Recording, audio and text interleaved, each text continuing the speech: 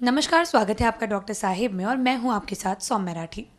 Doctor Sahib के आज के एपिसोड में हम जानने वाले हैं कि कान ज़्यादा खुजलाने से आपको क्या क्या दिक्कतें हो सकती है। कान में अगर ज़्यादा इचिंग की प्रॉब्लम हो तो उसके पीछे क्या क्या कारण है। और ये सब कुछ बताने के लिए इस वक्त मेरे साथ बैठी हैं डॉक्टर रश्मि प्रसाद, जो कि बिहार के सबसे जाने माने ENT स्पेशलिस्ट में से एक है। सबसे पहले मैम नमस्कार, बहुत बहुत स्वागत है आपका। Thank you so much. Ma'am कई बार होता है लोगों को कान में खुजली की बहुत ज़्यादा समस्या होती है और कई बार लोग कान खुजलाने के चक्कर में अपनी तकलीफ और बढ़ा लेते हैं।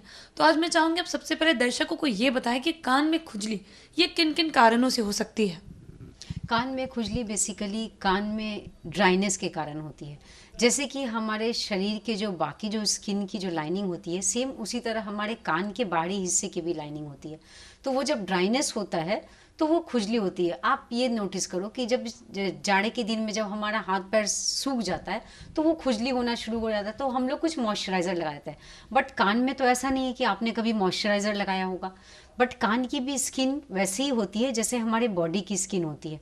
तो वैसे केस में जब ड्राइनेस होता है तो बहुत ज़्यादा खुजली होती है, और उस खुजलाने के लिए कभी कभी लोग अपने कान का चदरा भी फाड़ लेते हैं। क्योंकि आप जब कान खुजला रहे हो, अब आपको ये तो पता नहीं है कि आपका पर्दा कितनी दूरी पे है। मैं बहुत सारे पेशेंट्स को ऐसा देखती हूँ कि कान को खुजला, पेशेंट्स बोलते हैं कि मैडम कान में बहुत दर्द है। तो सबसे पहला सवाल मैं उनसे यही करती हूँ कि आपने कान साफ़ किया था क्या। तो वो बोलते हैं हाँ मैडम मैंने कान साफ़ किया था। मैं आपको बताना चाहती हूँ, आज सुबह में ही मैंने एक पेशेंट को देखा है जिसे मुझे तो बहुत हंसी आई। उसने अपने कान को अपने बाइक की चाबी से उसने पूरा कान खुजला लिया। उसके बाद वो बोला कि मैडम फिर उसके मेरे कान से ब्लीडिंग होने लगा, तो मैं जहाँ जाने वाला था वहाँ जाने के बजाय मैं आपके पास आ गया क्योंकि मेरे कान से बहुत ज़्यादा ब्लीडिंग शुरू हुई। जब मैंने उसके कान को देखा, उसने चाबी से अपने पूरे कान की स्किन को पूरा छील लिया था। थैंक गॉड कि उसने वहाँ तक, क्योंकि चाबी थोड़ी बड़ी होती है तो वो अंदर तक नहीं गई। नहीं तो मैंने बहुत सारे पेशेंट्स को देखा है जो अपने हेयर पिन या सेफ्टी पिन से कान साफ करते हैं और वो अपना कान का चदरा फाड़ लेते हैं, क्योंकि जो हेयर पिन वाली जो पतली रहती है वो अंदर तक जाती है। तो वैसे केस में पेशेंट्स कान का चदरा फाड़ लेते हैं। तो मैं आपको ये बताना चाहती हूँ कि जब भी खुजली हो तो आप, कितने लोग कान में सरसों का तेल या वो डाल लेते हैं, ये सब नहीं डालें। क्योंकि क्या होता है ना, बहुत सारे पेशेंट्स जो ये सरसों, मैं जब कोरोना के केस में बहुत सारे पेशेंट्स ऐसा होता था कि कान में नाक में ये लोग कान में सरसों का तेल डाल लेते थे या नाक में सरसों का तेल डाल लेते हैं। और ऐसे पेशेंट्स जो डायबिटिक थे और इम्यूनो कॉम्प्रोमाइज थे, उन्हीं पेशेंट्स को हम लोगों ने बहुत सारे वो ब्लैक फंगस का केसेस देखा। और अभी तक लोग इस तरह का कान में या नाक में सरसों का तेल या किसी तरह का तेल डाल लेते हैं।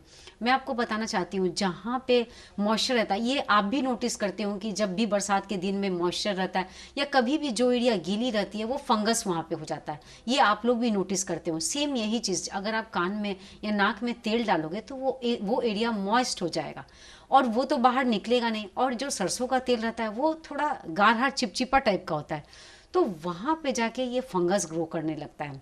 और जब कान में एक तो फंगस ग्रो किया और दूसरी बात है कि कान को लोग खुजलाने के लिए कान छील लेते हैं, तो इससे लोगों का कान में इन्फेक्शन का समस्या बहुत ज़्यादा बढ़ जाता है। तो अगर आपके कान में खुजली हो तो अगर आप घरेलू उपचार करना चाहते हैं तो सिंपल सा जो ओलिव ऑयल, जैतून का तेल जिसको बोलते हैं, आप उसको बर्ड्स में लेके हल्का सा सुसुम कर लीजिए और ज़्यादा अंदर जाने की ज़रूरत नहीं है। बाहरी हिस्से में जहाँ पे आप खुजली है आप उसको लगा सकते हैं।